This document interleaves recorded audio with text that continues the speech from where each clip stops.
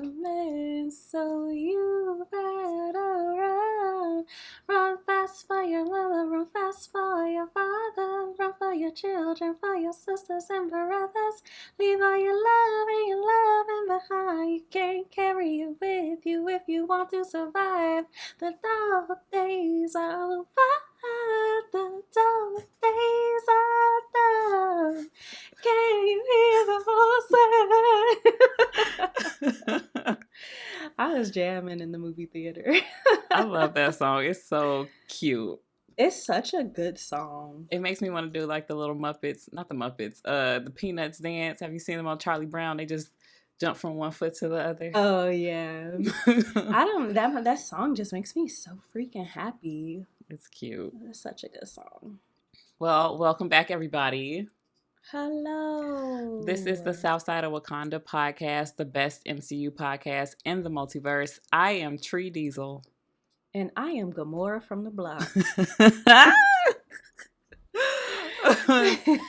This is a podcast for casual fans of the MCU. We discuss the live action Marvel movies and TV shows without the context of the comic books because you don't have to have read them in order to understand movies. If that's not your thing, welcome. Hey. Hello. So, or if that is your thing, welcome. So today we're going to be talking about the Guardians of the Galaxy 3. And before we get into that, let's talk about some news. A lot of stuff has happened, surprisingly. In the last, 2 weeks? Yeah. Since we last recorded? We actually have recorded recently. So. Right. Look at us. Look at us. Hey. So I think we should start with the writer's strike because I think it started like a couple days after we recorded that last one. Mm-hmm. For anybody who is listening to this and if you don't know like what the whole writer's strike is about, I got you covered because I did some work last night, okay? So I'm going to just read you guys like the reasons, like the basic reasons why the writers have decided to strike. So fair compensation is the number one thing. Writers are demanding fair compensation for their work in the digital era as the rise of streaming platforms and online content has happened. A lot of them feel undervalued and they're not getting paid because those old contracts, like, you know, when a show was on TV and it ran and got syndication, they would get money. But that's not how it works for streaming. And exactly, everybody getting paid what they do. Right, like most people watch stuff through streaming, so they're doing a lot of work and pretty much it sounds like they've been working for free. And you know, I don't like that. Exactly. And it's like it's these corporations, it's like these billionaires and stuff that's making all of this money, and it's like you literally need writers. Yes. It don't make any fucking sense. So that it's part of that, and like the whole thing with royalties. Again, that's, you know, with how like streaming and everything is affecting new content, they aren't getting that money. Also, of course, working conditions. They're doing long hours. They're not getting really like good benefits and breaks, stuff like that. Of course, job security. They're worried about a rise of like all these fucking AI bots and shit. They don't want people to, or corporations to be able to like feed in like old scripts and content and generate new stuff without the writers. I don't think that would be good. It wouldn't. As somebody who uses ChatGPT, you have to go in there and like edit, or it's not perfect, but obviously you would still need a human to oversee it. Right. Basically. Yeah, and how would an AI write believable human interests like stories and everything like that? Like, I just don't think you could. At least not now. I mean, who's to say in 20 years we might be living in an iRobot situation? I don't know. It's as if the writers haven't already written stories about this on why this is a bad idea. Right. I saw Ex Machina, okay? So it's all of those reasons. And of course, like inclusion and diversity. They want more people of color to be able to get these writing positions, people in the LGBTQ community. So all of that. That's why they're going on strike, in case anybody didn't understand what was happening. It's also really funny. I think did I send you that article? Mm-mm. Oh, and it was a lot of like really funny signs. It was like, don't you want to know how Yellow Jackets end?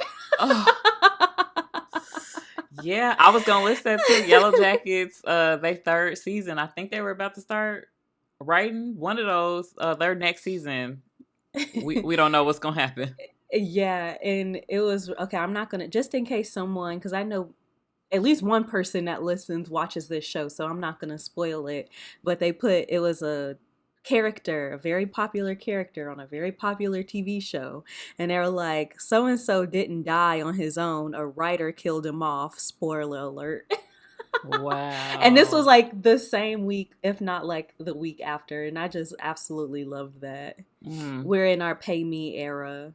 yes. Love it. I love, like, I just love these Cut signs. the check.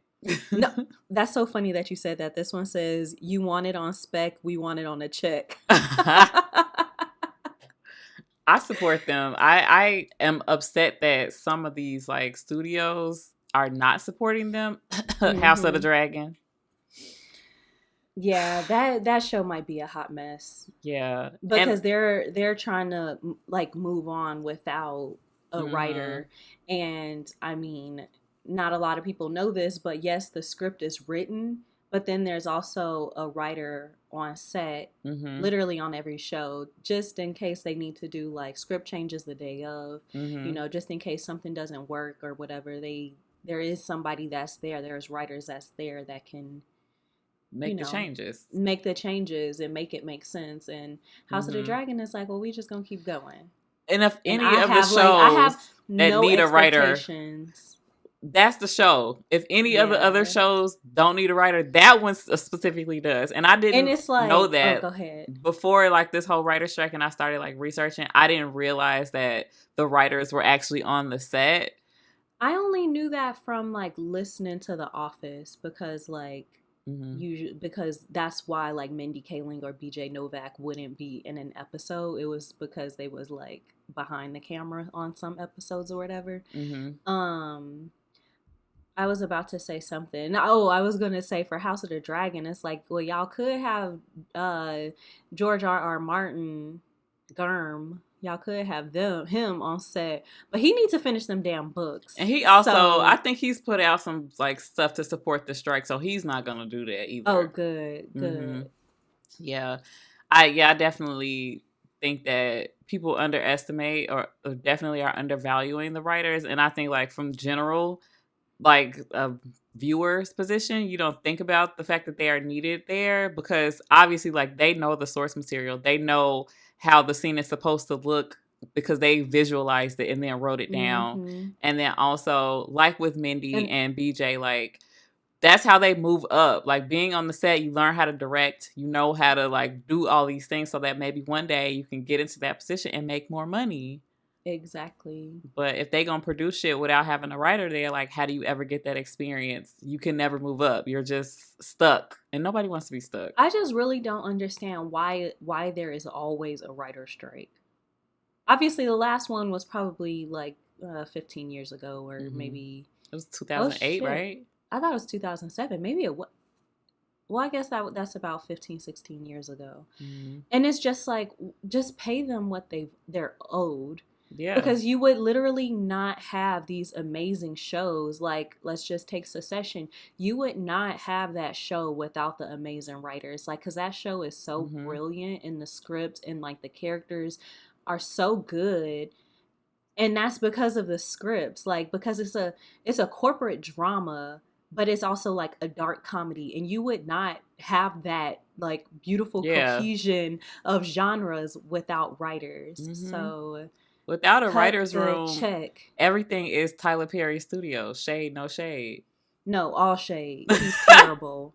I And was watching, my son's grandma was over, and she was watching like, I had just turned on the TV and BET was on, like, and Mhm. this was in the morning, and it was like House of Pain was on, and I was like, wow, this show is freaking terrible. And then, girl, like, what, 9.5 hours later, I get home, and whatever movie Angela Bassett was in, uh Tyler Perry movie with Chloe Bailey was in it too. Oh, I don't think I saw that one. I don't think I've ever seen any of them willingly, for the most part. Was that Daddy's Girls?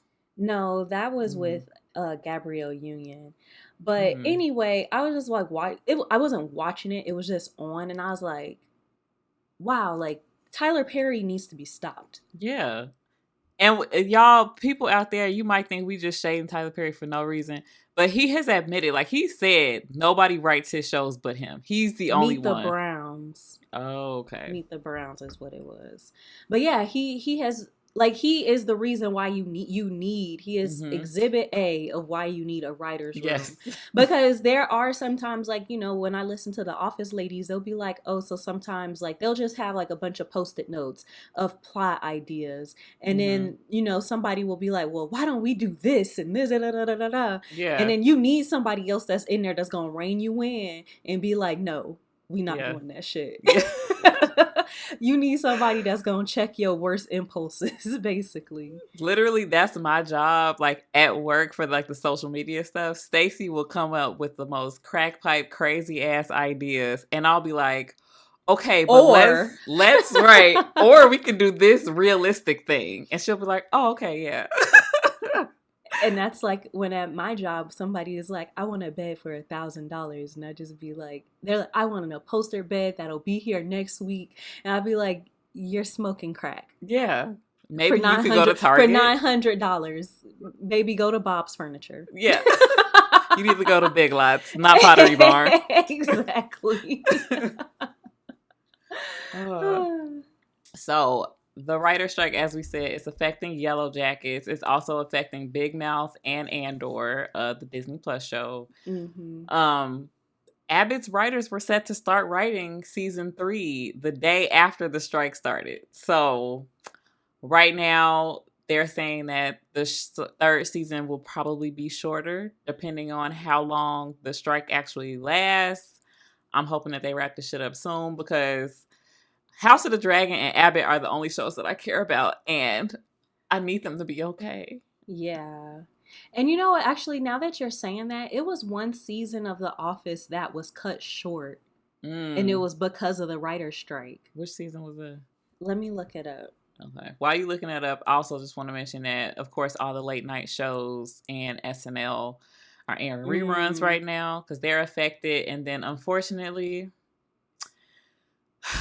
Marvel has shut down production on Blade again. I saw that. I saw that. It was season 4. Okay. Is that the merger? Season consisted of 9 half-hour episodes and 5-hour-long episodes. I feel like season 4 was the season that they got together, no? I feel like at the end of season 3 is when Jim and Pam kissed, right? Mm-hmm. So they were dating in season. They were dating by the end of the season. Yeah, let me. I think so. Goodbye, Toby was the very last episode. Goodbye, Toby. That song went hard, low key. Toby, Toby. Oh my god, I'm gonna go watch that now. I feel like I've mentioned this on the show before. I've got an entire DVD box set of the entire series of The Office. Somebody got it for me for my birthday like 2 years ago. Mm-hmm. It is still in the original packaging because Lil Mama still don't have a DVD player. Fun fact, I was going to buy you a Blu-ray player for Mother's Day, but I didn't know that Blu-ray players are still like $80, $90 a pop. Yeah. They need to go ahead and sell them things for $20. I swear, I thought it was going to be like $40. And I was like, oh, maybe I'll have to catch her next week. I bought a really cute pink DVD player like years ago. And then when I moved to Portland, I lost it. Dang. Yeah. So. Well, if you want to replace it, it might be about $100. Surprisingly. No, it was just a regular DVD player. Oh, okay. I literally only have that DVD. How many DVDs outside of that? Oh my god! I recently bought the Ghostbusters, like the old ones. It's like a box set. It was at Target for like $10 because my kids wanted to watch Ghostbusters. I got them into Ghostbusters. It was on Hulu, and now it's not. And Farrell was just like, "What do you mean we can't watch it?" And I was like, "I'll go buy the disc, and then you can watch it whenever you want, baby girl." I love that. I love that. Okay, that's cool. Moving on. We got some more exciting news about Disney Plus. So, did you hear that like by the end of the year, Disney and Hulu is supposed to be a single app? I feel like I might have heard like a whisper of it. Yeah, I feel like they said that definitely within the past 2 weeks, people were posting about it. So it's good for those of us who are in a bundle because allegedly the bundle was supposed to be cheaper. Because I know we have the Hulu, Disney Plus, and ESPN bundle. Mm. But if you're one of those people who just has like one of those things, you're gonna have to pay a little bit more money. Well, I use one sister's Disney Plus and I use another sister's Hulu, and come to find out, I got a profile for both of them. So I'm like, one might have to be like my phone Disney Plus, one is like my home Disney Plus. Yeah, I don't pay for that. I pay for HBO. That's I love it. that for you. Honestly, I think, well, I'm the big sister, so I feel like we're the ones who like people are using our logins. Like I know I pay for Netflix. I think Prince pays for HBO, and my mama uses our HBO. I think Jimmy uses our Netflix. Yeah, we do a lot of password sharing. I don't care. Honestly, Like, that's the only way to make this shit affordable. yeah, one of my sisters got like everything, and like she probably don't need everything because our other sister also has everything except but neither, I don't think either one of them have HBO. So I'm like, I got y'all. I saw some lady on TikTok, like she did the math with like all the streaming services, and she's like, if you get all, I think it's like 11, it's like $65 a month, something like that. And she's like, I pay 70 something for my cable, and I'm like, that's fucking insane. I paid $250 for cable and internet. Oh, y'all have cable? Look at you, retro. All right. I know. We like my boyfriend literally only watches CESNBC. What is it? MSNBC and ESPN. And then sometimes I watch the HLN network for forensic files. Those are literally the only 3 channels that get watched for $250 a month. I think those are the only ones that aren't on streaming, and the Weather Channel. But then we tried to downsize, like, and it was a way cheaper plan, but ESPN wasn't on it. Or the other MSNBC. If it's still included in this bundle by the end of the year, then y'all could just, there you go. But I'm sure at that point you be spending so much fucking money. Are we even winning anymore? I don't feel like the corporations are still winning. Yeah. Well, boo boo for them, but at least we getting Loki season 2 on October 6th. I literally just saw that. Yes. I got the notification like Loki has posted on Instagram or whatever, and I looked at it and I was like, okay. I saw it last night and I'm like, oh, thank God. Look, because I have seen no things. Ain't nobody on my timeline talking about that. I feel like I was dodging spoilers and trailers so bad that TikTok don't even think I like the MCU no more. I literally don't get anything. I thought it was going to be harder to dodge Guardians of the Galaxy spoilers. And literally nothing was on my page. Yeah. Like nothing was on my For You page at all. I had to go looking because I was like, do people even like this movie? Why is nobody talking about it? It was just me. Do people like it? I think so. I'm like, because okay, we're going to get to it. We'll talk about that later. But also, all 9 episodes of Echo will be dropping on November 29th of this year. Interesting. So, right. Oh, okay. I don't know why I thought you said December 6th, even though I read it and I just heard you say October. But for some reason, I was like, why are they having 2 shows like so close together? Because I thought you said like, Anyway, that was just my brain being stupid. I think that, because I wonder when, I know Echo was not always supposed to come out this year, or was it? I know they pushed so much stuff back. I have not even heard anything about this TV show. Right. I remember that they were saying that they were going to do it for a long time. Just like they were saying they were going to do, was Secret Invasion, Secret Wars, whatever. Secret Wars. They were saying Secret Invasion. It's too many secrets. Secrets. I was texting somebody the other day and I was like, Secret Wars. And I was like, Which one is it? The Samuel L. Jackson one. That one. Exactly. They were talking about these shows for so long, and then we were getting all the shows, and they were like, well, fuck y'all, you only gonna get one show for 8 months from now. And then now I feel like maybe they just like, okay, let's hurry up and put this shit out so we can stay on schedule. I don't know. But also, I was reading that there's good. Sorry. It's good that they kind of already had this content, because now it's a strike and who knows when. Oh, yeah. For sure. They was prepared for this, but go ahead.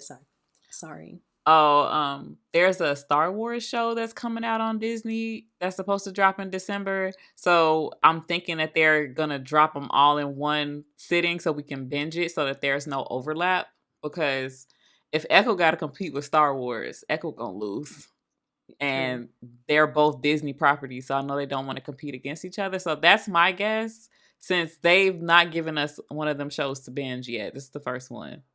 So I don't want to binge Loki. Loki is one show. I'm okay with doing that for Echo, but Loki is such a cool show that I kind of just want to like eat it in little small bites. Yeah. I'm wondering like how people are gonna take Echo, and I'm wondering if it'll be a better reception maybe because they get to binge it and not, spend a week over analyzing, is Matt Murdock gonna show up and is this Mephisto? I don't know, maybe it'll be better. Yeah, because I feel like the all of the speculation and what's gonna happen is probably why people weren't really super into Hawkeye. Maybe that's what I feel. But have they been super into any of the Disney Plus shows? Like, which one has had great reception? WandaVision. Yeah. Do people love Loki? I don't think so. I think that one is kind of like a mixed bag too. But like, I feel like the first three. Wait. It was Wanda, Winter Soldier, and Loki, right? Yeah. Those were the first three? I think so. I thought that those were all fantastic. Me too. As I was watching them. I haven't hated any of them, but, There were some that I liked more than others. Yeah. But some that didn't grab my attention as much. But, oh, my eyes been itching all day. But yeah, I thought that they were all really good, and I can't wait to watch Loki again. Tom Hiddleston is just a wonder to behold. So yeah, that's happening. So we gonna be eating pretty good. We got Secret Wars coming in June on the 21st. Then we got the Marvels coming out November 11th. So in between that, we'll have Loki, and then right after that, we'll get Echo, and then Captain America: New World Order is supposed to be next year, May. So let's see if that happens. Have they already finished recording it? Filming it? I have no idea. Hopefully they editing the shit by now. Right. They gonna need some time.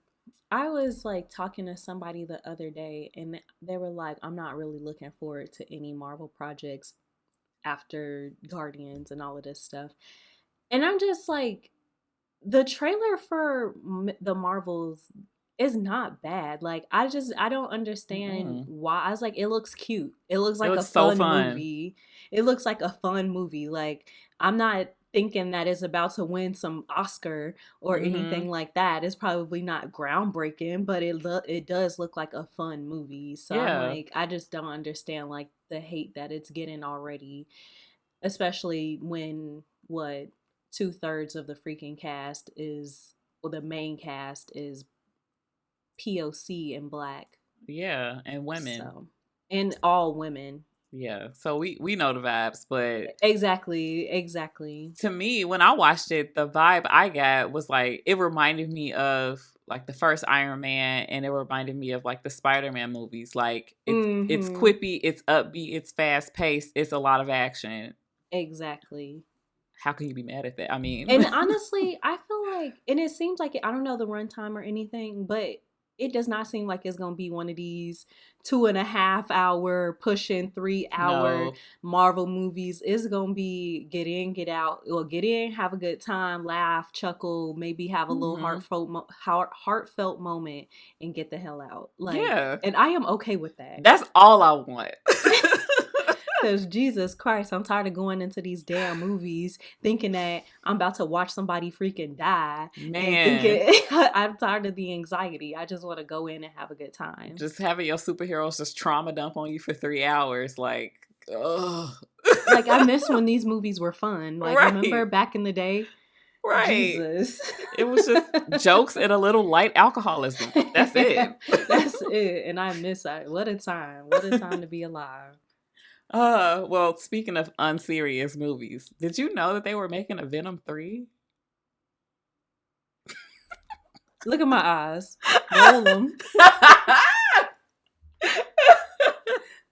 I figured they would just because of the way that the last one ended. But Jesus Christ, if this ain't better, I'm gonna still watch it because like Tom Hardy. Yeah. But like, be better, Girl, do better. I'm very shocked. I saw how the last one ended and I forgot. Like, I remember the post-credit scene. That's the one when he went to the other universe, right? Mm-hmm. I remember nothing else about that movie other than the fact that it was bad, and I was just like, "Why y'all do this?" And Woody Harrelson was in it. True, he's always a pleasure. Yeah, he was insane. But like, I don't remember, and I remember they were having some type of little inner conflict between Venom and Eddie. But yeah, they need to wrap it up. Well, Chiwetel Ejiofor is going to be in it. How? I don't. They just. I don't know. For anybody who doesn't know who that is, that was Mordo, right? Yeah, that was Mordo from the Doctor Strange movies. He's gonna be in it. They're saying that this might be Tom Hardy / Eddie Brock's last appearance in the Sony Spider-Man universe. So they can bring him to the MCU. Hopefully, I don't. What we really needed was them having him. I do not know how to say his name without looking at it. Chiwetel Ejiofor. Yes. They needed to have him complete his like arc from that they started from the first Doctor Strange. Because I remember like when we saw the previews for Multiverse of Madness, we're like, okay, like, because he was just like, it's too many wizards in the world, it's too much magic. All right, cool. So where are we going with this story? Was that it? Was that done? Are we good? We done with that? Maybe. And I just wanted to get more of him and his story in 616. Maybe it'll come back in the third one eventually. Who fucking knows? But they didn't say like what they haven't told anybody, I don't think, or at least maybe not in the article that I read. We don't know if he's going to be Mordo or somebody else in this movie, but principal photography starts next month. So they is moving. The writers probably won't be on set, but we didn't have big expectations for this movie anyway. I was going to say, were they on set for the first two? Nobody knows. Probably fucking not. I don't know. Right. So yeah. Before we wrap up the news, Jonathan Majors is dating Megan Good. Allegedly, right? Allegedly. I don't even know how anybody knows this. Have we seen pictures of them together? No. And that's why I'm like, where is this coming from? Is this his team trying to get the black support? Because he got that case with a white woman, and everybody's like, well, that's what you get for dating a white woman. Yeah. And then he gonna date a black woman that everybody loves in order to get support? Girl, it's looking like that's the case. Because and she ain't shut it down. Because if it was me, I'd be like, Exactly. No, not over here. But honestly, I think you're exactly right. I think that's what's happening because the day before I heard about this story, I saw that he could possibly be imprisoned for up to a year if he's found guilty, because I guess they unveiled some new domestic violence charge or whatever the fuck in court. But his lawyers are still maintaining that he is innocent, and they're Of course slamming. they are. Right, they're saying That that is it's basically literally their just. job. Well, I mean, Like, shit, they didn't quit like the other motherfuckers on hold his on. team. Well, that's different. It's different, like, when you're a defense attorney and that is literally your job, is to be like, no, like, literally every single defense attorney ever is like, no, my client didn't kill his wife. And it's just like, then why was his footprints in her blood and his fingerprints on the knife? And it'd be like, he didn't do this, a miscarriage of justice, like, every single time. That is literally their job. Yeah. I don't know. All I know is if that fucking lawyer quit, everybody's just gonna be like, oh, well, you did it. And what would be crazy is, like, John Wayne Gacy had a lawyer that didn't quit. So, like, if you have a domestic charge and your lawyer quit on you, but we have serial killers whose lawyers didn't quit on them. Yeah. I just think that would be kind of suspicious. Yeah, very suspicious. Well, I don't know. Good luck to that man. Maybe. I don't know. I really do feel like he's trying to pull a Tory Lanez, because, you know, when Tory Lanez was in front of the judge, he was like, I'm just a black man trying to take care of my kids. Whatever the fuck he was saying, talking about I'm just a black man. So, yeah, he might be trying to get black women back on his side, because we was loving rooting him. For him. We were rooting for him. Yeah, but now we just like, oh, you be beating bitches? You be Creed 3ing bitches? No. So. Exactly. No, thank you. But yeah, I guess we usually don't have to wait. I feel like Marvel hasn't said anything. I think they really are just waiting. But I don't know. I don't know what the fuck to say about none of that shit.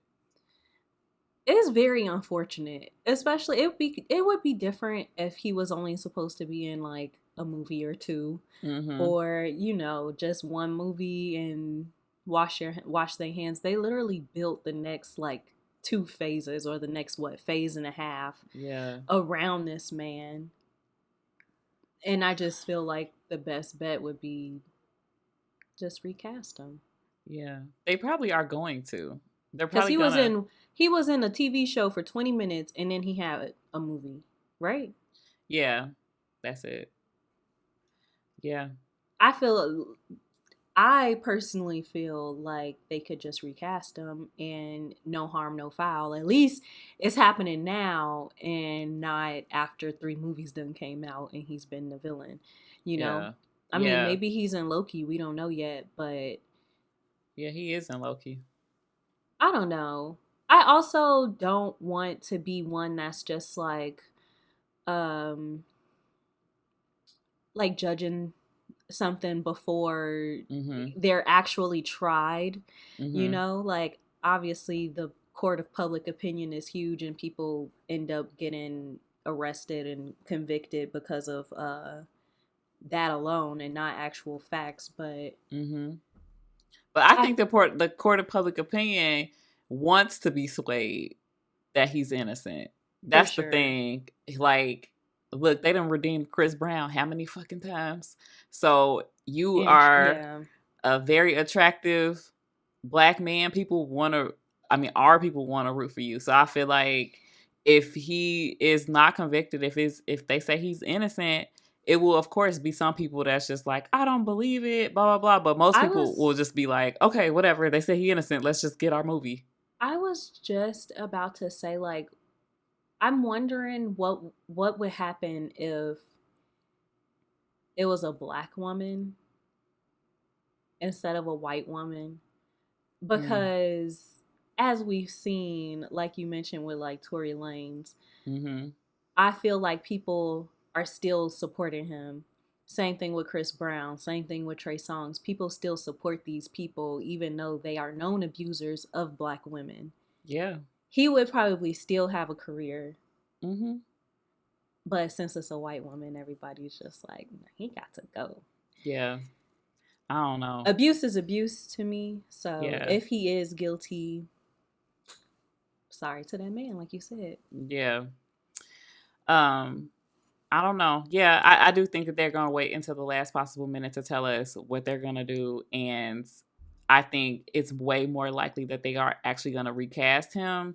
Of course, they could also change the story. But I feel like at this point, especially with how shit is going with this writer strike and how stuff is going with like Blade and all these other movies that are in the slate, I don't think that they will actually change it. Because I saw a TikTok with a guy and he was like, they could just have, the projects keep going and just have like Doctor Doom show up and then kill Kang and then it becomes like a Fantastic Four story. But you need writers. You need some good writers to come in and make all those changes happen so that it makes sense, and they on strike. Especially since they've literally named a movie Kang Dynasty. Yeah. And it's just like, we know that they have built this, like I said, the next the next phase and a half or whatever, we know that they've built it around this man and around this character. They would have to change everything. Exactly. I feel like it's less work to just recast. And I feel like there is a plethora of non-problematic, very talented Black men to choose from. And they just gotta, find them. All right, well, let's take a break. And then we'll be back to talk about this movie. Yes. All right, so we're back. I figure we could do a funny little discussion before we get started. For old time's sake? Yeah. For old time's sake.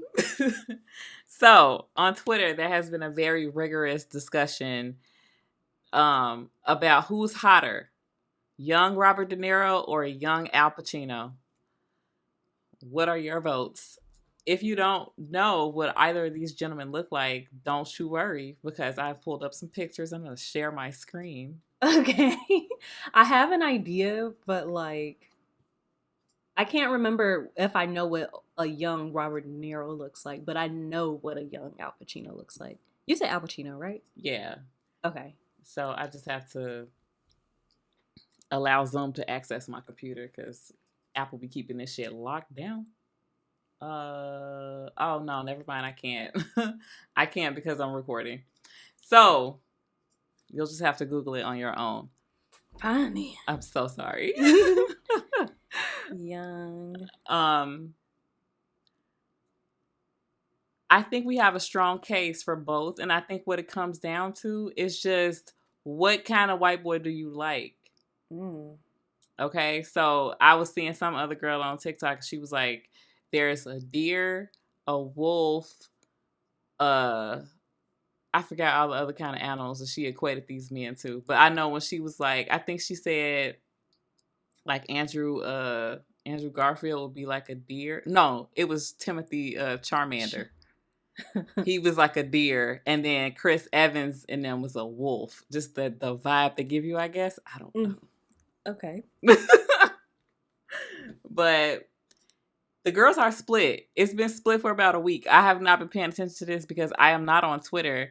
But once a girl that I follow, she is. And the first video she posted, it was split down the middle. It was 50-50 because they was doing an actual poll. And then a couple days later, it was way more votes. Still 50-50. They're both very, very, very attractive in completely different ways. Yes. It's so difficult. But almost similar. Like, they look like they could be cousins. Yes. My vote, personally, I'm going to say De Niro. Is it the beauty mark? It's the beauty mark. It's the hair. It's very much giving me McDreamy. Like, it's giving me a Patrick Dempsey vibe. But, like, I know how to fight.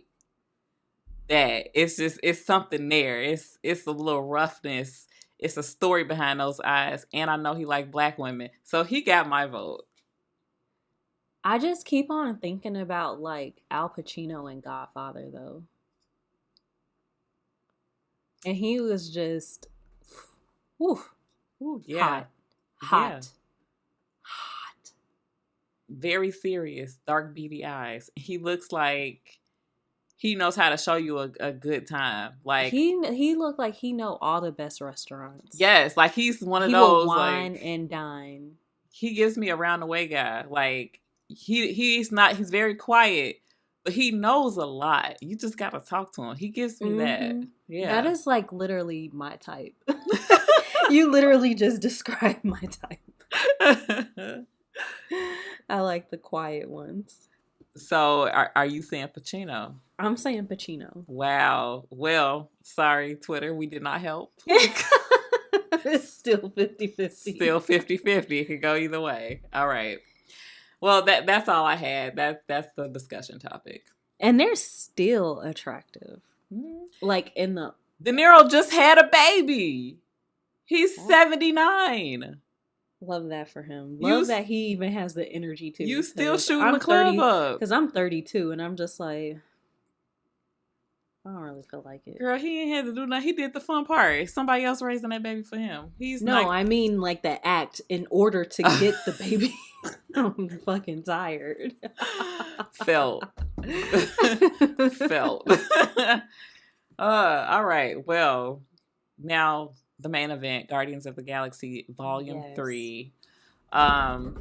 Just came out 2 weeks ago, about 2 weeks ago at this point, and we is mad late. Yeah. But as we have stated earlier, neither one of us have seen any type of spoilers. So no, we watched one trailer. You're still getting our unadulterated opinions of this movie. James Gunn came back. He wrote and directed this movie like he did the first two. He was hesitant to sign up for the third one. He was really being coy about it back in, 2016, 2017. He was just like, we're going to see how it goes. And he definitely was not excited to come back because they killed off Michael Rooker, Yondu. And, he's one of them people that he keeps it in the family. Like, he like his people. And he'll keep you employed. Because Michael Rooker was also in... was it Peacemaker or Suicide Squad? One of those. Yeah. One of those DC James Gunn projects. And so was his brother, wasn't he? Yes. I think it was somebody else I was just looking up that was in both movies. Maybe it was his brother that I was his girlfriend or wife, she was in Peacemaker and she was also in this movie. The lady who got shot, she was like, "Oh no, don't," and then that was a spoiler. Sorry. Anyway. Is it really though? Maybe not. She wasn't a main character, but she was in the movie. She was very much a side character. Yeah, she had a couple lines. Like, not even a side character, an extra. Yeah, a glorified extra. So yeah, and then, it was that whole thing with him losing his job. He got fired from Disney in 2018 because he was tweeting weird ass shit about little kids and they didn't like that. But then yeah. But they were okay, I guess, because he got fired in July and then he was back hired again by October, and that's why he was like, well, since I'm back, like, I'll take the job back, but y'all gotta wait until I finish Suicide Squad. And so he said, y'all gotta beg for me. Yeah, sprinkle. Love it. So, so long story short, he made this movie. Most of the cast that was in the first two, if they didn't die, they came back for this one. We got Will Poulter as Adam Warlock, which it was like so much drama when he got cast, and now they're just like, oh, okay, sure. Why was there drama? Oh, because people couldn't see it? Yeah, they were like, Adam Warlock is supposed to be like this fine, big, statuesque wizard, and Adam Poulter is a comedic actor for the most part. But he made it work. And so we got him. Then I don't know how to say the High Evolutionary, his actor, the actual actor. I don't know how to say his name. I don't know how either. I'm going to have to hear it pronounced like 200 times, like with Chiwetel Ejiofor. I've heard the name pronounced. That just rolls off your tongue. I've heard so many people say it that I just committed it to memory. So he is also a Nigerian British actor. I don't know how to say his name. It's like Chukwi. I don't know. I'm sorry. I apologize. I listened to the pronunciation and everything before this. Chukwudi? Maybe. Yeah, we'll go with that. So he's in this. He was also in I believe he was also in Peacemaker. Yeah. That's who I was thinking of. Mm-hmm. That's who I was thinking of. See, he's like the superhero version of Adam Sandler. He keep his friends employed, and I have to respect HBO. That. Also, yeah. Lin-Manuel Miranda. Yeah. Okay. Linda Cardellini was the voice of Lila, the otter, which I was like, oh, look at you. Who? Linda Cardellini, Hawkeye's wife. Oh, that's cute. And then Nathan Fillion randomly was in this movie. Every time I see him, I laugh because of Big Mouth. Yes. I was like, oh, it's Nathan Fillion. Was he the one dude in the thing? Yeah. Okay, I was wondering why he looked familiar. Yes, that's why. That's funny. That's really funny. So yeah, the movie did well so far. It's made $530.9 million at the box office. Obviously, it has made the less of the three movies, and we're going to just, blame that on the pandemic and how the world has changed. But if you want a refresher, the first one made $773 million, and then the second one made $863 million, and that came out in 2017. So before the shit hit the fan, yeah, they were doing well. So far, the movie has been received well according to Rotten Tomatoes. If you value their opinion at all, the audience score is a 94%, and the critic score is a 82. Wow. That audience score is actually the highest out of all three, if you can believe it. The first one was a 92, and then the second one was an 87 audience score. I guess we'll probably have to rank them. Yeah, we will. That's our thing. I haven't even given that thought, so I guess I'll have to give it some thought while we're talking. The critics, I think they like this one the least out of all three. Really? Yeah, the first one got the best critical review, which was a 92% on Rotten Tomatoes. So this one got 82. I don't know. That's a really steep drop, but I don't think it's deserved. I didn't read any of their criticism, so I don't know what the fuck they had going on, but trying to remember what. But 82% is still really high, though. And it's also really, I feel like it's probably hard to rate sequels because the first one, you are literally just going based off of what is being presented to you. Mm-hmm. But then, when you have another two, you're probably like basing how you feel on that specific one based off of how you felt about the others. Yeah. And just for me personally, I know with the first one, I was so blown away because I was like, I love this movie so much. Right. I had no expectations and I was not familiar with the characters. And I was just very impressed that they were able to have that such a good movie with such like weird ass unknown characters. Mm-hmm. So I think that's what like boosts your opinion even higher. Exactly. Like they've literally made these characters like household names basically. Oh yeah, for sure. But yeah, and it was so different as far as like a Marvel movie goes. Like visually, it was just so different because we hadn't really gotten a bunch of like space stuff, and the stuff that we did get was like Asgard and stuff. Like this was like the very first thing that felt like, well, the first Guardians was the very first movie in the MCU that felt like a completely different world. Yeah, it felt real like sci-fi. Because like even Asgard, like of course like it's mythology and it's like they're not humans, but it's still very familiar because they are humanoid. Yeah, and like their culture, like the Vikings took a lot of inspiration from Thor and Asgardian. Yeah, so that's kind of they don't look weird. Like they're wearing like Grecian type, garb. And then everybody talks like medieval times and everything like that. It's not, and for that fact, the entire cast is still human. Right. And the right color, like no blues and greens. Exactly. Yeah. So that's all I got for production. Did you do any Googles? I did. Long I was pause. looking at it. I know because I was reading something else. Oh. Yeah, I looked up the High Evolutionary. He was basically like a student in London. Well, not in London, in Manchester, England. Mm. And he began experimenting with genetic manipulation.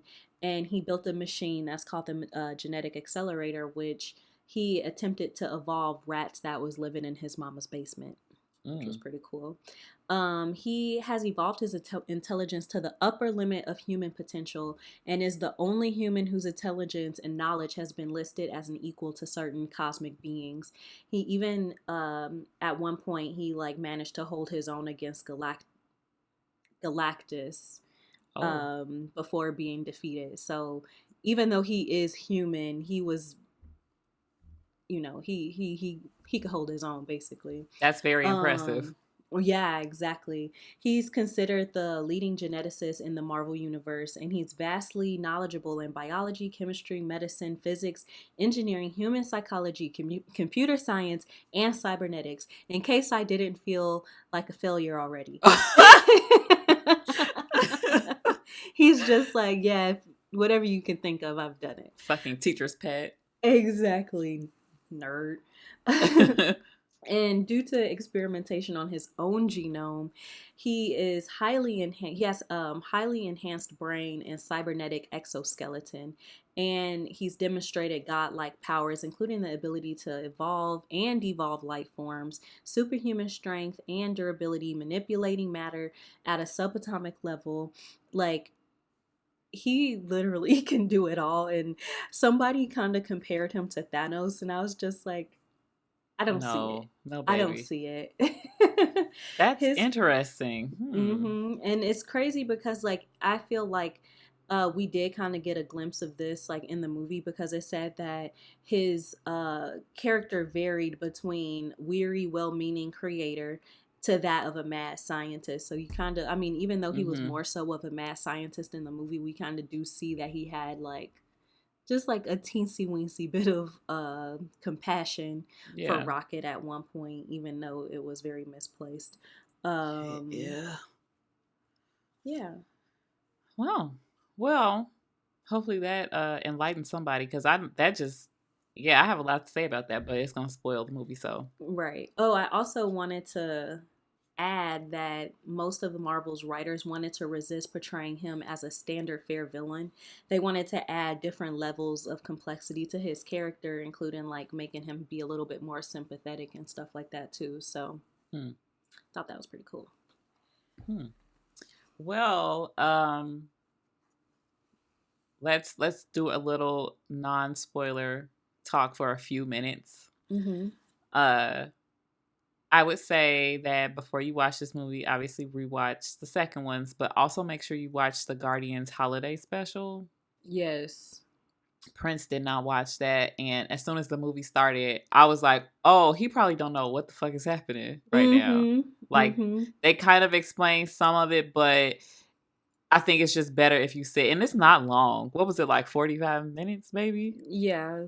And it Yeah. was it was just like obviously it wasn't like groundbreaking, but Mhm. it was a cute 45 minutes. Yeah, and it does help inform you of like what they're doing from the end of Endgame to this movie cuz Right. sometime did pass, so Mm-hmm. and they don't spend a whole lot of time like recapping none of that shit neither. Not at So, all. They're like, if you didn't watch it, then that's on you. I had to yeah. explain it to my boyfriend too. Like, this is what happened Yeah. in the holiday special. Like, it's not something that you really need to watch, but there are certain conversations that were had in the holiday Yeah. special that come into play very quickly. Yeah. Um what else? I liked the movie. I didn't I think it was really bad like at all. I really liked it. I thought the soundtrack, as usual, like Oh the yeah. soundtrack was amazing. The dialogue is good, and I think we mentioned this like during when we watched the holiday special. Mantis's character can be very annoying, and it's like I don't Mm. know if it's like the actress if she can't act or if it's just the character like cause she's supposed to be a little bit more like naive and stuff like that, Mhm. but that her character can be a little grating sometimes. but then like also like I really like her character. It's just like I was gonna say, like, I love her. She is a weirdo though. I think that's part of it. She is a weirdo, but I'm just like, I'm not sure if it was like an intentional choice for her, like the way, like her acting style, or if the actress just is not a good actress. I don't know. I enjoyed a lot of like the character developments that are happening in this. I think like as far as like, I don't know, like I'm always so impressed with these movies because they have so many characters, and I feel like they all are pushed forward. Like their individual narratives as well as like their group narrative is pushed forward. Like everybody got a little bit of something, like especially out of the culmination of these 3 movies, every individual person in the group has had their moment to shine. Like for example, like Drax, a lot of his stuff was gone through like in the first movie, and I think like after that, like after his like initial thing with his daughter, his relationship with Mantis continues to grow, and that adds just like more layers to his character. Right. And I don't know, like now that I'm thinking about this, I don't know if what I'm about to say is true, but I feel like out of every like all the ensembles, they get the best. Like they've gotten the best stories to me. Drax and Mantis?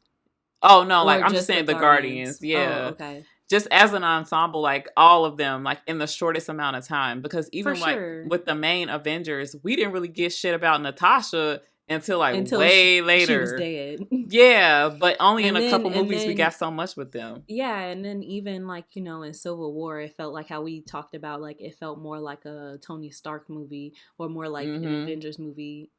And I don't know, and obviously it wasn't, it could have been more balanced, and even in like the Avengers movies, it's never really very balanced. It was always kind of like Tony Stark.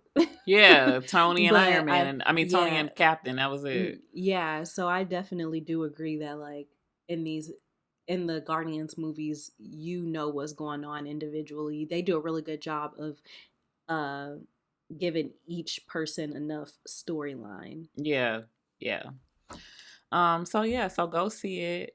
I don't really know what else we could say without spoiling the movie to make this more interesting. So if you haven't seen it, just come back and continue. Why did you even start listening? They just wanted to hear our voices, Shani. No, I love that for y'all, because obviously, but like, right. Go watch the damn movie. Yeah. Okay, so from here on out, there will be spoilers. Yes. What do you want to talk about first? Let's talk about Rocket. Oh, Rocket. So, Rocket survived this whole movie. All of them did. And I was very shocked. Me too. I just knew that, and maybe it's because like Game of Thrones has just like traumatized me into thinking that a story has to end with heartbreak. And like, no, your characters can't have a happy ending. What do you mean? Like somebody has to die, you know, like, and I forget this is a Disney movie and this is not Endgame. So basically, you know, we have to. It's Disney, but with the F word. Exactly. But I was very shocked that all of our characters lived to the end and got and wrapped up like really good endings. That in a nice little bow. Yes. I was surprised. I really, and I'm sure somebody can go back through and find the footage of me saying like, for sure, Rocket's gonna die or Drax. I was sure one of them was gonna fucking die. And I think in one of those teaser trailers, like they show Nebula carrying Peter, and people was like, oh my God, they finna kill Star-Lord. Oh my God. Yeah. They didn't kill nobody. They didn't. They was like, faked you out. Yes. I was a little disappointed that, you know, I feel like Rocket as his adult self was not in a lot of the movie, and he's my favorite. I enjoy him so much, but that happened because, you know, that's what they chose to do to give us his backstory. And I loved watching it, because I feel So like heartbreaking. even for Nebula, we might not have her full story, but we know enough of her, and we know that Mm-hmm. Thanos took her apart and put her back together in order to make her perfect and all of this Mm-hmm. stuff. Like, we understand that Yeah, about she's her. told us several times. Exactly. And we've even gotten a little bit of backstory, when it comes to Mantis, especially from the holiday special and stuff like that. But like for Mm-hmm. Rocket, we've gotten like little pieces here and there about his character and about who he is and about like what happened to him, but we never got that full story. And like, why are Mm-hmm. you like this? You know what I mean? Like, Yeah. because he obviously never trusted anybody. He didn't want no family. He was just like, F all y'all, I'll like betray you. Yeah. I don't care. And then we kind of see why, and it's beautiful. I mean, Yeah. it was like heartbreaking, but like where he ends is beautiful, because it's like he lost his family basically. He lost his friends, Yeah. and Which he he didn't gains that even back. didn't even have one. So he was abducted, I'm assuming, or he was birthed in like a puppy mill type situation at the High Mm. Valerian's The what? lab. I mean, High, what I call him? The High Valerian. That's a language. I blame you for bringing up Game of Thrones. The uh, High the Evolutionary. High Evolutionary on his ship or lab or whatever the fuck. So he was just born. He didn't even know what he was. He didn't That's even know why, he was a raccoon. until the very end of the movie, and he saw the other little raccoons that looked just like him, and it said raccoon. Yes, and he was like, "Oh fuck!" So Yeah. he was born into captivity, basically, and experimented on from the time he was a baby. And the only family he had was the random animals that were close in proximity to him in captivity. And Hmm. so, with all their time spent together, they became family. And it's so sad because even as you watching it like for the first time and you don't know like how it's gonna end, but you assume like it's gonna be a fucked up situation, you see the parallels. Like, oh my god, so this was his first found family, Hmm. and then now he has his new found family. Like, this is all this man has had. Like, he ain't had no mama, no daddy ever. Right. He did not get nurtured. He did No, not get loved the way that even Peter right? has gotten love or Yes. whatever. Oh god. And so then he's experimented on, and he's a fucking prodigy, and that leads to him finding out the truth, which is that this villain, this scientist, is telling him that they are going to be a part of this new perfect civilization or whatever that he's trying to make. And he finds out like, no, we're not. We're on the chopping Hmm. block. And he tries Yeah. to escape his first prison break, his very first one, which I was just like, oh, And this is he how was he just, learned. I know, I was just like, wow, so he was just been a MacGyver since Yes, since since day birth, fucking one. basically. Yeah, and then they almost got out too. And I think that was like one of the hardest fucking parts. They almost escaped captivity, and then Hmm. they all died, and he was the only one who survived. And I'm sure like the survivor's guilt from that, and then just think about their Because survivor's they guilt. literally were out of their cage because of him. He Yeah, probably felt like really responsible for that. so fucking close. Even though like, and it's fucked up how like grief and like guilt and shit works like that, because they were gonna die anyway. And I'm sure Hmm. he probably still felt guilty that he kind of like he had to witness them being killed, and he was kind of the reason, even though they were still gonna be killed anyway. Right. Fucked up. But what I was gonna say was like, I'm sure he had really bad survivor's guilt from that, especially since he was alone for an undisclosed amount of time until he found Groot. But Hmm. then it happened again for fucking In Endgame. game or Infinity War. Yeah. Exactly. Damn. I actually thought that like at one point I was just like, wow, like it must have been really hard to like lose everybody that he had kind of come to know and love and everything. Yeah. And then like at one point when he was just like on the operating table and Groot was like right there next to him. We already know how Groot feels about Rocket. Like that's his Mm-hmm. dad. Mm-hmm. So that was just like really sad to just like sit and watch, because obviously they're the ones that's been together for the longest Yeah. and they have such a close relationship and everything. Like that was just like, oh my god, my little heart. I just thought about something, and I know if I don't say it right now that I'm gonna lose it, even though this is not like the part of the movie we was talking about. Actually, you know what? I got a sticky note. I'm gonna write it down. Okay. Okay. So yeah, that was so sad. And I the thing about him like being on that operating table is that it really showed you like his relationship with like specific guardians, because like I think obviously we know how he feels about Groot, but what I didn't like put together was how he felt about Nebula and like their time that they had together while everybody was blipped away, because they were the only two that True. survived, and True. they were together that whole time, and like how he be like making shit for her, and like how she is just like a blue meanie like Tony Stark said, but Mm-hmm. she ride for Rocket. Yeah. She was holding it down. She was really trying to get it together. Like I really liked everything that they were doing with Nebula, except for them trying to imply that she kind of liked Like, Peter. yeah, that was I weird. I was like, no, no. That was really weird. Yeah, I could have done without that. Yeah, and I'm happy that it didn't go much farther than that I one was awkward really joke. yeah, I was really hoping that it wouldn't. Yeah, That it wouldn't. Cuz like what, that's her sister's boyfriend regardless of if it's the sister that's in this universe right now. yeah. Um I think that he was always someone that she was just like annoyed by, and I Mhm. think that she's just coming to terms with the fact that like, yeah, this is a part of my family too, and I actually really care about this person, and maybe that might be a little confusing, but I Yeah. think that that's more so what it is, other than like a romantic love. I think it's Yes. like a friendship or like a family familial love. Especially when it's reluctant like that, cuz you're right. Like she never really liked Quill. I think Mm-mm. she kind of just ended up with them, and I believe if I'm remembering this correctly, wasn't she really just with the Guardians because of Gamora? Like that wasn't what Pretty she was trying to much. do, right? So she just ended up in this situation, and then her sister is dead, and then she got a different sister, but she's just like, where else am I gonna go?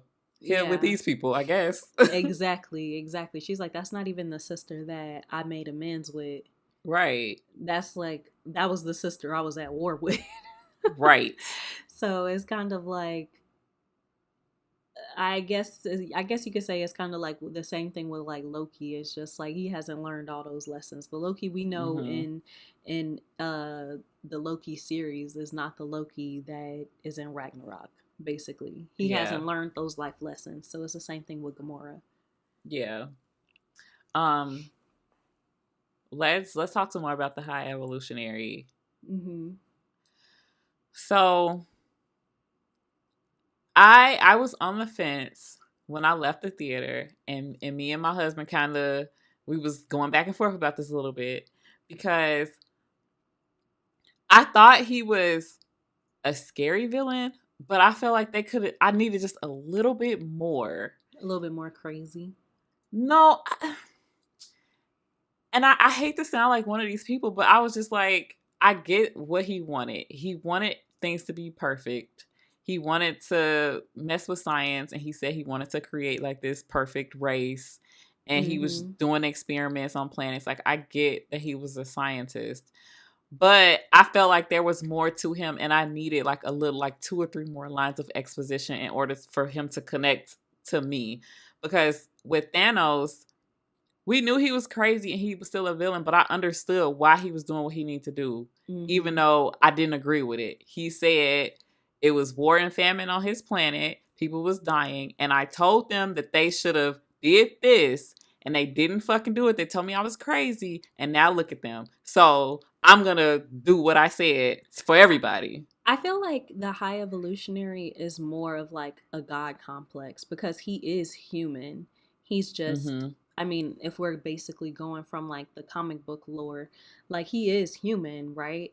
So I think that he's just like kind of, I guess, in a similar vein of Thanos, like uh it's all of these bad things happen and I need to create a perfect society. Mm-hmm. But I want to be the one to create the perfect society based off of my experimentation and stuff like that in my brain, not so much of the brawn as like Thanos did, but like I want to be the like cuz he said at one point like he's God.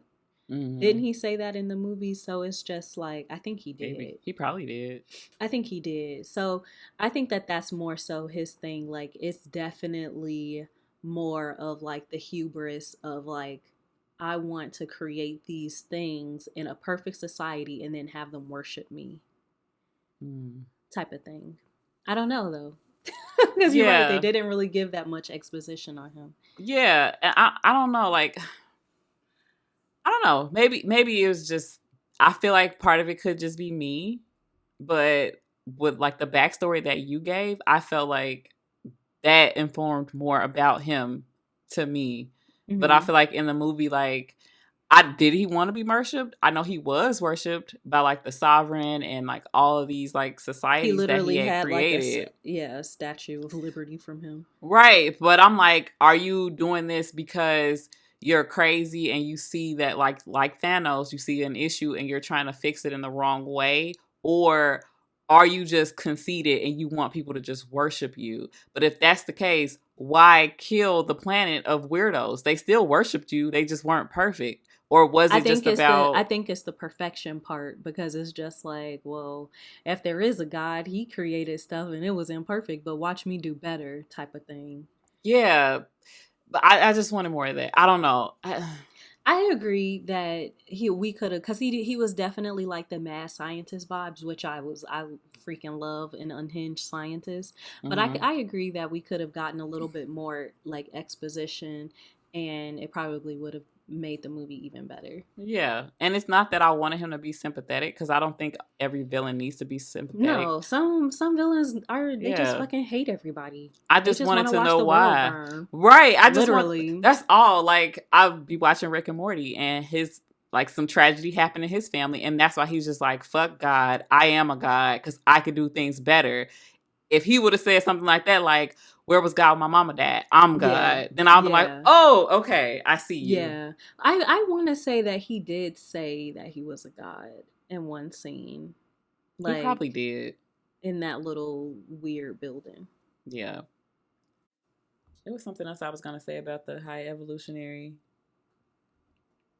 But I think the actor did a really good job because in his scenes when he was interacting with Rocket before he, revealed that he was planning to kill them all, he Mhm. did like he was such like it was very compelling. Like he was like kind of like a father figure, but Yeah. like a creator, and he was like kind of conversing with him almost like he was his peer until he was like, "Why the fuck are you so smart?" Yeah. And I'm supposed to be so smart, and I And I couldn't figure didn't this shit figure it out. out. Yeah.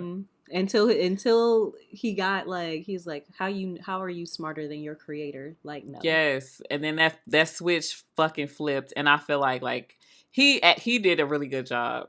He he did that. What's so funny? Okay, so me and my boyfriend had just finished watching this show called Superstore. Hmm. Hilarious, right? And it's a character in the show called Mateo. And we were watching the movie and we're like, Mateo? Is that fucking Mateo? The Asian dude. What Asian dude? The Asian the high evolutionary's little Oh like assistant. yeah. And it's so funny because I feel like he played the same exact character, just like sci-fi. And not in like a Walmart basically. Like it was just like I don't know. It was just funny because we literally had just finished watching the series finale like a day or two before. And then we're Hmm. like, okay, Marvel check. Right. I like that little thing that he had in his head, like a little memory bank. I need one of those. I definitely need one because, Cause girl, I finally started using a calendar. see, it's hard. It's nothing is sticking up here. Nothing. I usually end up remembering stuff, but it's mostly so that I can also put the blame on somebody else. Facts. I because it's a support that. because it's a shared calendar and I'm like, okay, well, you can't be telling me to remember everything and you not remembering nothing. So Hmm. Turn the notifications on. yo. What else? I like that. I was really hoping that Rocket was gonna kill him at the end though. I hated that they be taking the high road and not murdering people. Like, Yeah. And I mean, I guess we have to kind of assume that he died. yeah. But if Because had they it been definitely. me, had I been Rocket, it's no high road. Bullet right between your eyeballs. You gonna see it coming. He deserved Exactly. it. No, he Nobody. definitely did. Y'all could explain away some other shit. Y'all could put other people in jail, but that one, especially with how powerful he is, Mm-hmm. Yeah, he needs he to go. needed to be. He needed to be put down. He needed to freaking go. And when they walked away from him, I was just like, wait, Kill that kill him. man. He don't need to live. Hopefully he died very Um, a horrible death. I love that Rocket scratched his face off. that was crazy. Cause I was wondering, like, okay, so in the flashback he looks somewhat normal. And He that's looks why like a human. yeah, I didn't know if he was a human or not. I thought he was like an A android or cyborg. yeah, some other like species that's kind of close to being a human, but not. It took me a second to even realize that he was different, and I was just like, "Oh, wait, Yeah. what's going on with that?" I thought that he was experimenting on himself. Yes, that too. That could have definitely been part of it, but Um, what was I just about to say? What did you think about William Poulter's character? I was not expecting them to go in that direction with the character. And this is with, I don't know shit about Adam Warlock, but when they had him in the little pod at the end of the last one, and they were like, oh, he's just like this golden, just godlike thing. I thought he was going to be like super serious. I thought he was going to be way more of a problem. And Yeah, he was like a man child. I was like, wow, okay, interesting choice. right. And it almost to me, I was just like, it seems like they only had that character in the movie because he was introduced at the end of the second one. It was hmm like within the last however many years, like they're like, oh no, we should actually do like the high evolutionary instead as the villain. And then they Yeah. were just like, but what are we gonna do with Adam Warlock? And it's just like, oh well, let's just throw him in there anyway, like Yeah. kind of fake you out because obviously everybody sees him at the very beginning of the movie and you think that he is going to be the main hmm villain and everything, but then Or at least more of a threat. yeah, exactly, Because he was that kind first of there scene, for like like laughs that, almost. yes, that first scene set the bar so high. Like he fucked up Gamora. He Mm-hmm. basically almost killed Rocket. Like a lot of shit happened, and then after that, he's just like, "Oh, mommy," and Can just I keep it like yeah. I was like, "Oh, okay." And then I was also surprised, like the comedic thing, it wasn't off putting to me. I was just like, oh, okay, like that's the direction they're going with. And like the Guardians have always been funny movies. right? But then towards the end, when his mom got killed and then like Drax saved him, I was like, oh, okay, so I'm assuming that he's gonna be a guardian. He's gonna help them defeat the High Evolutionary because he's so powerful. Mm-hmm. And based off like what we saw about the High Evolutionary, I was like, it's no fucking way that the Guardians like, what the fuck do they have for him? Exactly. I didn't think it was gonna happen. I really assumed that he was gonna be the one to like help them put him down, but that didn't happen. So now I'm thinking, And kill him having the high evolutionary kill his mom would have given him a yeah, lot of ammunition and be like, okay, now I'm on y'all team now. right, right, but that didn't happen. So now I'm wondering, like, okay, is he just about to be like the next strong guy? Because we know Thor is gonna be leaving eventually. Mm-hmm. So I'm like, is he gonna be like the next strong guy on the team, the next like God person on the team? Maybe, I don't know. Yeah. I but I don't want to have to wait to be like, oh well, I wonder where this character is going. Like you introduced this character several years ago and now we got it and now I just feel like, well, you kind of could have kept Yeah. it. He didn't need to be in Honestly, the movie at all. did William Poulter do well with what he was given? Yeah, sure, he was funny and it was like kind of a quirky character, but I just don't think that the movie needed him. I think if you took him out of the movie still would have been the same. Yeah, they could have sent any goon in the first half of the movie to fuck shit up and try to get Rocket. It didn't need to Exactly. be the Adam Warlock. Because, again, ask the people who have not read the comics, y'all hype the fuck out of him. And it's... And you know what's so crazy? Okay, because the other day when I think this might have been yesterday, when I was like looking up stuff for the High Evolutionary, and I was just like, every single time, people are just like, oh, you have to read the comics, you have to read the comics. Nothing, I literally had to shorten his like biography by a lot. And outside of him creating half animal, half human, like type of hybrid characters, well, like people, none of that shit happens. So obviously his character traits are the same, but y'all stay saying like you have to read the comic books, but no, you fucking don't. Like, because none of that gives me any insight to his character in the movie. Yeah. And especially like in the movie, they barely said any of that shit. Like that whole paragraph that you read, like none of it. It might have been implied, but... And I would say might then, because I didn't pick up on none of that shit. I didn't know. Exactly. And the thing is, it's just like, I went on fucking Wikipedia and read that. So it's like, if I want a backstory, I can just do that. I don't have to read the freaking comics. Right. And then the backstory don't even fucking matter after you did that little bit of work. So exactly. And like, if I wanted a little bit of exposition, yeah, I could have changed it. But, oh, also, I did read like something really short of like, Adam Warlock. He was created by the Sovereigns in the movie, but in the comic books, he was created by like scientists on Earth. So why are we reading comic books again? Can somebody... if that's your thing, then that's your thing. But don't put down other people that don't, because you're like, you want to actually, and you want to feel like more superior than somebody when it doesn't really do anything for the movies.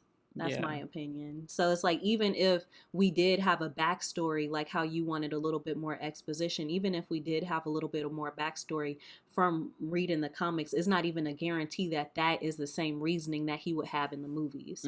So it's like, you kind of need that exposition just for the movies. Yeah. You know what I mean? Because they change things all the time about people's backstory and, you know, how they came up, how they became a hero, or how they became a villain. So like, you still need exposition that pertains to the movie, not just the comic books. Exactly. And I feel like that would have helped because, I mean, sure, it is a Guardians movie, but the main conflict was about Rocket and his backstory. And the High Evolutionary is Rocket's villain in this movie. Yeah. That's his adversary. He had beef with Rocket and Rocket alone. So, yeah, I feel like it would have definitely helped me a little bit. Like, I don't think he was a bad villain, but... And it seems like based off of what you read, he had a lot of more potential to be, you know, he, like, Thanos ain't have shit on him based off of what you said. No. So. Exactly. Like, he really, like, I think that they could have taken him, like, a step above. Yeah. I mean, I still liked his character, but I think that they definitely could have brought it a little bit more to make you really be like, God damn, I don't know how they gonna defeat this man. Yeah.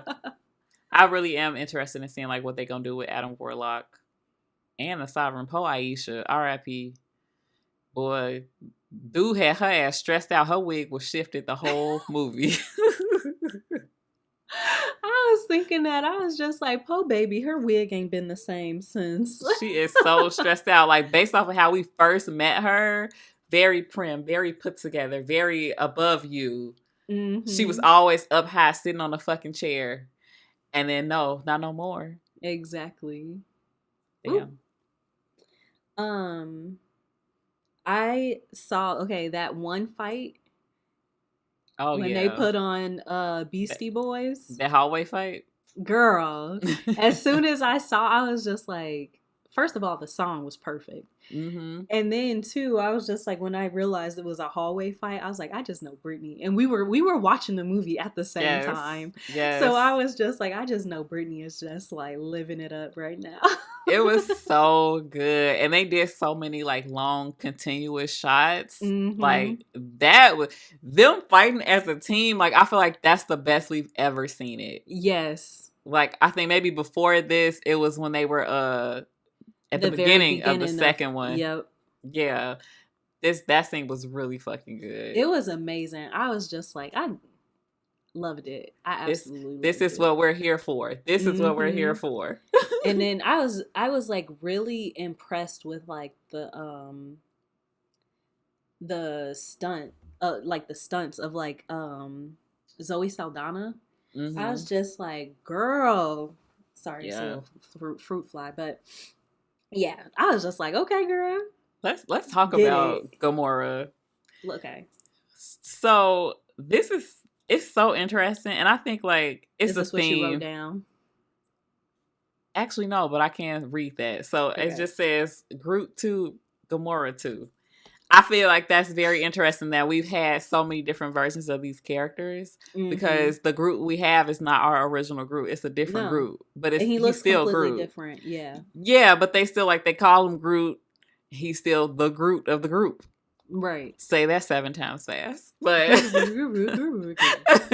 and then we have Gamora, who it still look like Gamora, talk like Gamora. She is Gamora, but she's not the same Gamora. She's not the same Gamora. She's a different version of herself. She is Gamora from the block. From O Block. Right. Gamora that be gangbanging. That's the Gamora we at. Yes. And I was like, remember I was telling you about that one episode of Rick and Morty. So I'm sorry. Spoilers for season 6 of Rick and Morty. But there was an episode where one of the characters is interacting with an alternate version of herself. And she's like, the one character, she's a mom. She stays at home. She's a family mom. She's just on the ground. But this is the same one who decided to leave her family and go explore space and become a badass, basically Nebula Gamora type. And like with them interacting, like it is the same person, but so different. So completely different.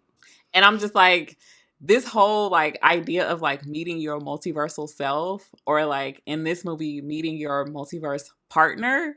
Yeah. Is so crazy because like, even Peter Quill, the Peter Quill that's interacting with that Gamora is completely different than the Peter Quill that met the first Gamora. Mm-hmm. Like he's a different person. She's a different person. And I'm so happy that they didn't like make them kiss and make up at the end. Yeah. Yeah. And I like that she was basically like, I can appreciate why your version of me loved you, but that's not me. Yeah, we have not had that. I'm not her. And I feel like that really hammered home the fact that like this is not like a love at first sight, like the Lulu ass relationship. They did not love each other at first sight. No. At all. No. She had to really grow to love him. Mm-hmm. And my God, she had a lot of fucking work because he was a dick. Like he was a douchebag. He really was. He really was. Like, he's grown a lot, and I love that he admitted and owned up to the fact that it was because of him, because he messed up that that Thanos, I can't remember the exact line, obviously. Well, I'll probably have to rewatch it, but like he basically had a line that said that he screwed up, and it was because he screwed up that Thanos won. Yeah. And I was like, good job, Peter. Good for owning up to that, because we was all so pissed. We was all mad at you. Exactly. So it's like, good. Yay for growth. Yeah. I feel him though. Like that's really fucking tough to like go through that, and then you know your woman is dead, and then you gotta see her again, but it's not really her, and she fucking hates you and think you kind of annoying. Mm-hmm. That shit is, that's salt in a fucking wound. Yeah. And it's very awkward. I really did like that conversation at the end of the movie when he's just like, I'm gonna stop being a fucking creep. I know this ain't that. I'm sad about it, but I know that this ain't that no more. And you know one thing, okay, just this kind of fast forward into his ending. I always thought it was kind of weird that it's just like, okay, you still had other family. And you know, leave it up to your sister to really lay your shit out and tell you about yourself. Yeah. She's like, your granddaddy is probably still alive. What the fuck are you doing? Mm-hmm. Exactly. What are you doing? You're right. It never did make any sense, especially like after the whole like going to Earth and fighting Thanos. You think he would have made a pit stop in Kansas? I thought about that the other day. I was just like, so he was literally, maybe it was yesterday. I was like, so he was on Earth. He's been on Earth. Yeah. Yeah. You can readily get there. You got a spaceship. You moving around of your own will now because you're not following up behind Yondu no more. You can do whatever the fuck you want. Exactly. But he was just like, He probably could have did that way before. Like while he was fucking on aliens, he could have went back home and saw his daddy or granddaddy or whoever. Not his daddy, his granddaddy, you know? I think that's really weird, especially if you think about the fact that here on Earth, just in our regular lives, we be on Facebook looking up people that we used to have a crush on in kindergarten. So you never want us to go back and be like, damn, I remember Betty from 3rd grade because he left when he was like 10. Yeah. And then too, because the thing that I was thinking about was how like his granddad knew who he was off road. Yeah. And I was just like, he probably saw that man on the news and was like, that's my grandson. So he alive? Like, what the fuck? Yeah. And then now it's like however many years later. Yeah. And you showing up. I would have been like, nigga, you was just in New York. He's like, well, thanks for coming back. I got like 3 more years left in me. Exactly. He's like fucking 82. Right. I did love that he was reading a newspaper that said like Kevin Bacon was abducted by aliens. Yeah. That was one of the parts I was telling Prince, like, you would get that if you had watched the... I thought, yeah, exactly. I was like, I thought that was really funny. I didn't catch the dialogue because I was so in tune to the newspaper thing, but yeah, it was funny. Yeah, I love that. I was like interested when they said like, oh, Peter Quill will return. I was like, was it a question? What? Was he ever not gonna return? Like, why did y'all have to tell us that? But does that mean that the other Guardians are not? Right. Yeah, that's also a good question. Because I was like, okay, and like, what about them other people? Right. So was that their ending? Them just like they're gonna be on nowhere, like figuring it out, being a dad, being a mayor. Yeah, I guess and then like Mantis is just gonna be like planet hopping, doing her single hot girl shit. Yeah, I guess. They were very unclear on everybody else. Like obviously we know that Dave Bautista isn't gonna be in any more movies. Yeah, he don't want to do it no more. I think that they gave him a really good ending. Like how Nebula said, like, you were never the destroyer, you were a dad. Like, and I was telling my husband, like, it's so interesting how like through costuming they've like also added to his story, because you know in the first 2 maybe he was never with a shirt on. He was just acting fucking crazy all the time. He always any inconvenience happened, he got the fucking knives out. But like now even in Infinity War.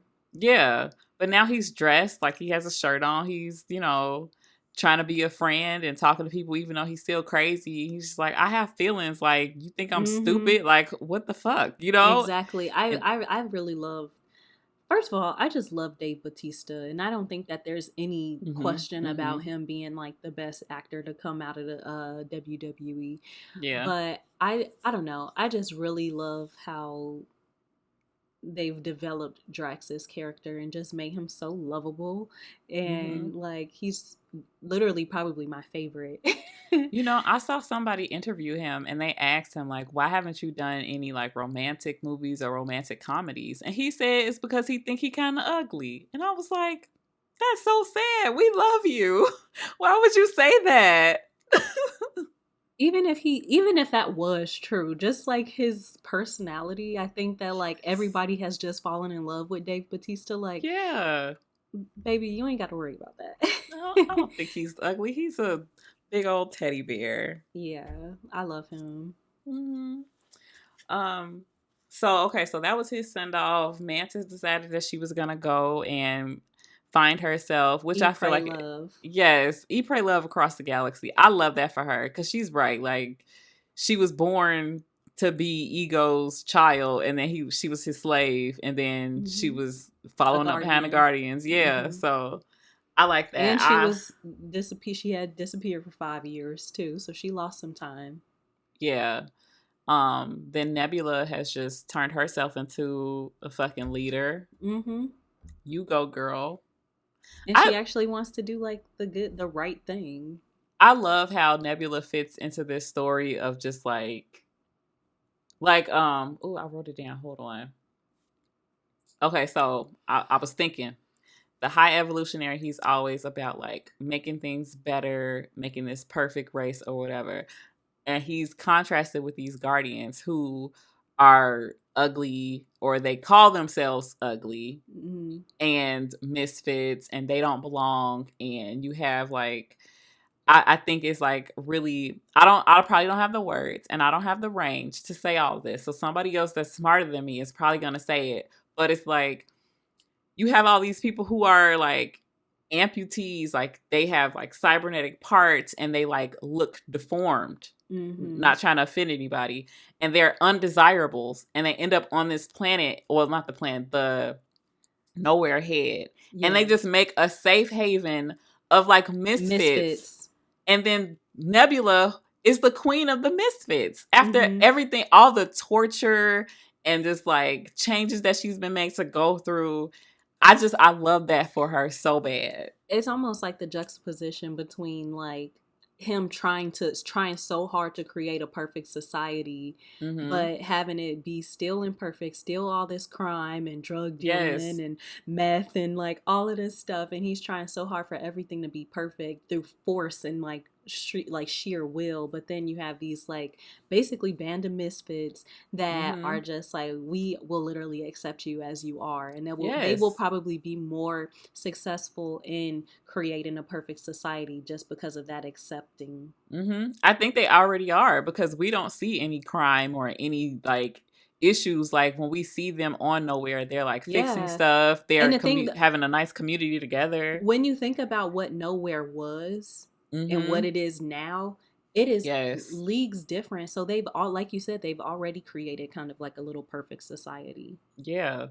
And I love how they accept each other, even though like somebody like the High Evolutionary or the Sovereign, like they would never look at these people and be like, oh, this is a utopia, this is a perfect society, even though it is. Like, but it doesn't look like it. And then like the other place looked like a perfect suburbia. Yes. But it wasn't. And they was gangbanging. They was gangbanging.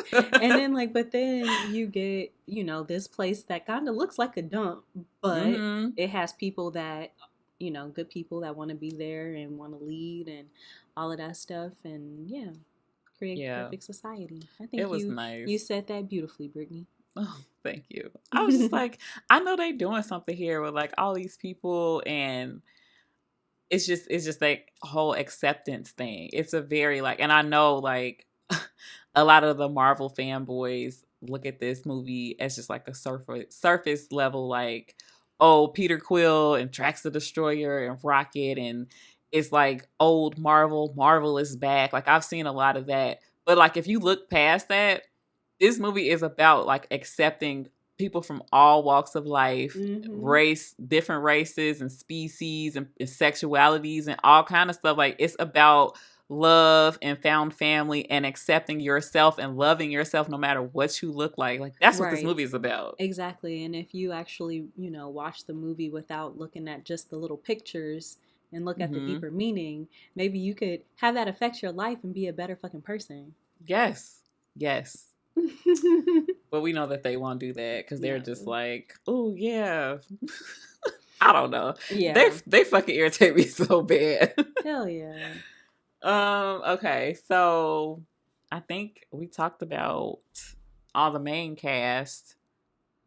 We talked about how nobody died. We talked about the new people. I hate that there was 2 post-credit scenes that didn't do anything. Well, it was one post-credit scene. The mid-credit scene was fine, but the post-credit scene, Honestly, I don't even remember what it was. I just remember I was pissed off when I got out the movie theater. Oh, the one was with the like new Guardians. And then the other one was with Peter Quill. Yeah. I was just like, okay. Yeah. We waited for an extra 10 minutes. Okay, sure. For it to not even do anything. Yep. Yeah. And I was thinking about you in that moment. I was like, I miss when the post-credit scene would lead into something else or like tease the next movie. Exactly. No. No, they don't do that anymore. Well, I think that's about everything. This movie was super sad. It was not as funny as the other ones. I did kind of miss that. I cried several times during this movie. It was oof, yeah. It was good. Rough. It was a heavy hitter. Yeah. How many Infinity Stones would you give this one? I'm giving this movie 5 Infinity Stones. I think it's a solid 5. I really like the only thing that really like knocked it down a peg to me was Adam Warlock's character. Like I just really don't think that it was necessary. Mm-hmm. I didn't really mind. I guess after talking it through, like the High Evolutionary could have used a little bit more, but I think it was a solid 5. Like I think that it was a really really good movie. I enjoyed it a whole bunch, whole bunch. Yeah, I agree. I would also give it a 5 for those specific reasons. I feel like if it was a little bit funnier and we got like a little bit more exposition about the villain, I probably would have gave it a 6. Mm-hmm. But yeah, I don't think it was bad at all. I enjoy these characters. I was happy that we did get a third one since I just read and found out that we almost didn't get a third one. Right. So I'm happy. I do hope that the characters come back, even if I don't know. I just want them to come back, especially Rocket, because I feel like I didn't get enough of my Rocket time in this movie. I agree. Did you know that Sean Gunn did the voice of Rocket, the young Rocket? Mm-hmm. And he did maybe I tagged you in that. You did. And then he did like the on-set blocking and everything for adult Rocket. I thought that was cool. Yeah, he trying to be the next Andy Serkis. No, seriously. I think he was like, because there was an animated character in the new Suicide Squad. I think he did that one too. Yeah, Weasel. Yeah, he did Weasel. Mm-hmm. So how would you? I was just about to ask you that. The same question. Yeah. I'm gonna go.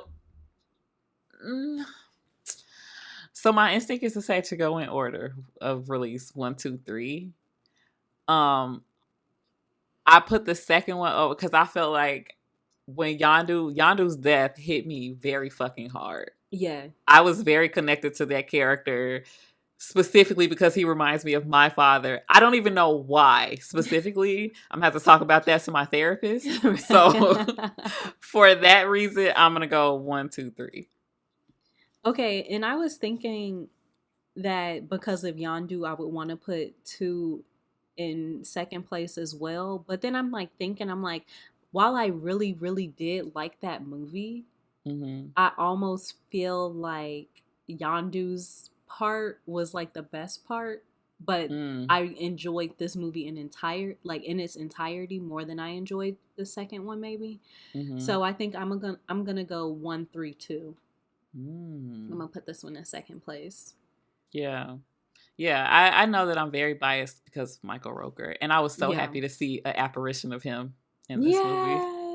I was like, oh, I loved that. I'm so like, I got to the end of the movie, and when nobody died, I was like, so I feel like Yondu could have stayed alive.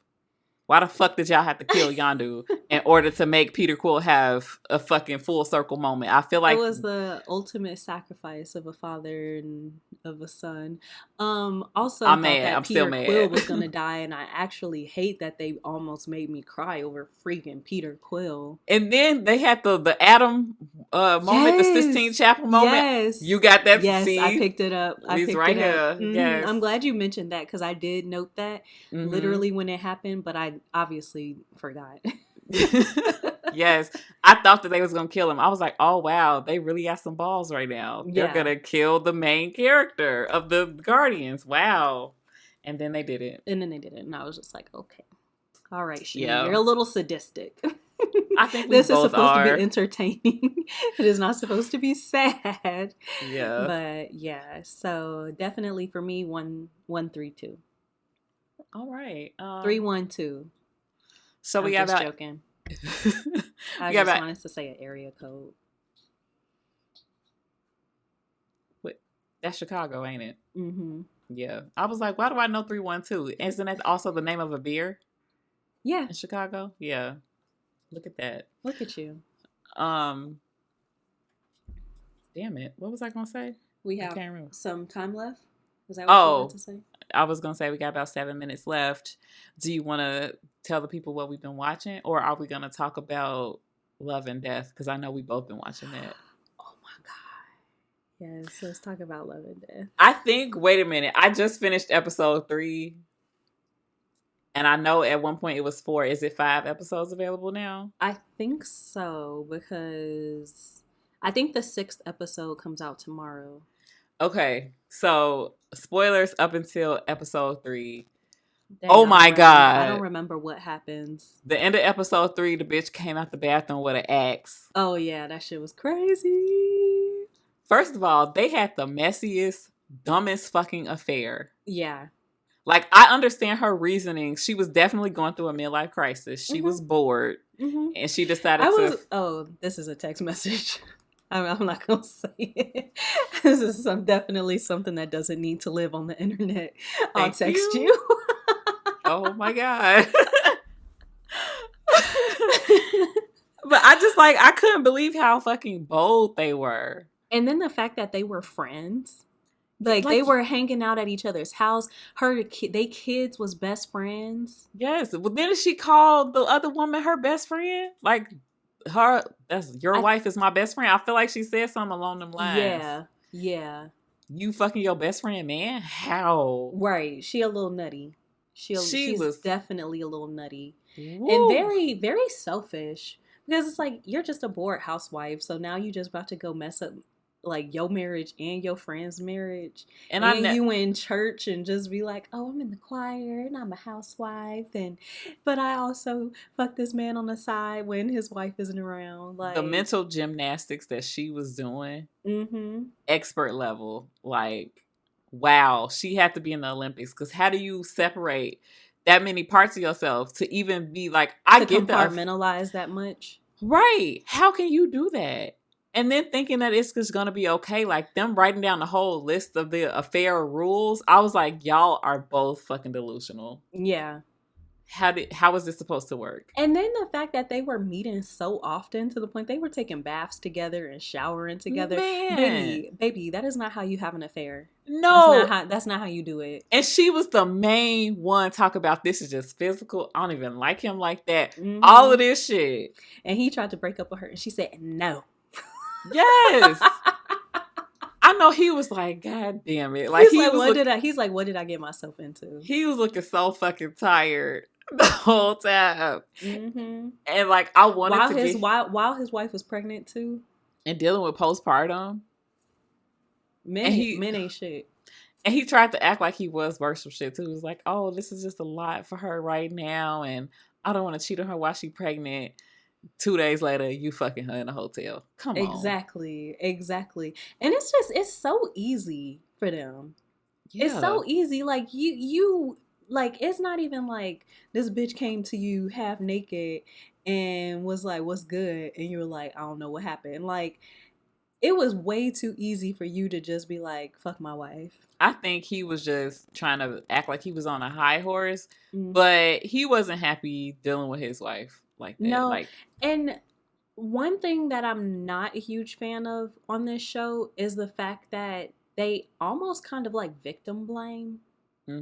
Like, even they did this too with like that documentary about Chris Watts, the dude that like killed his whole family. And they were just like the things that they like shared about his wife and like the posts that she made and videos, because she was very into like social media and stuff. It was just like, oh, this person is like overbearing. Like, no wonder he didn't want to be with her. Like, that type of thing. When it's like, he could have left her. Yeah. It was the 80s. It was no internet. He could have left and literally they would not have found that man. Yeah. So like, obviously he probably wanted to be a better person, but it's like he wasn't happy, but that really wasn't a good enough excuse. Oh, it's definitely not a good enough excuse. I just think like he was lying to himself when he was trying to act like he didn't want to have an affair. Girl, and then you have your mistress holding your baby. Man, I mean, if anything, people should have had common sense. Like, how the fuck are we gonna act like we're not fucking and we're constantly in each other's face? Your kid's constantly at my house. I We're literally constantly would not, like I wouldn't interact with them at all. They'd be like, "What's going on? Like, she don't like him?" No, I hate him. Actually, we fucking right. Because ain't no way that because it was one scene where like they were in church and they like had like glanced at each other, probably like kind of like they had like a little inside joke, and then she's like, "What was that?" Right. I wouldn't. It was both sweating too. What do you mean? Exactly. Nothing. And then she had brought something else up, but I was just like, girl, I'm also not fake. Yeah. Ain't no way I could be fucking my friend's man and then just be in her face. Like if all the men, all of them, your best friend, it wasn't nobody else at the church, or just find somebody else. Like her and Kristen Ritter, they went out to the club. Like, exactly. Why not a stranger? Like, it don't make no sense. Like, I get being bored and wanting to have some fun, but you're making it seem like you're able to, like, I don't know. Just separate, like, how you feel that much. Like, honestly, she probably was a little crazy. She was definitely a fucking psychopath and not, I don't know. I mean, I know how the real story ends. I don't. Don't tell me. I won't be surprised. Whenever I'm watching like something that has to do with true crime, I just can't help myself. I have to Google it. I have to. Are you gonna watch Candy on Hulu? Maybe. I don't know. I'm a HBO Max loyalist, and I'm still gonna continue to call it HBO Max. You're a Max loyalist. Home box office. Exactly. Well, we are running out of time, and thank you so much for hanging out with us. We are the South Side of Wakanda podcast, and this was our Guardians of the Galaxy Volume 3 discussion. Mm-hmm. Don't know when we'll be back, but just follow us and you'll find out. Yay. Bye. Bye.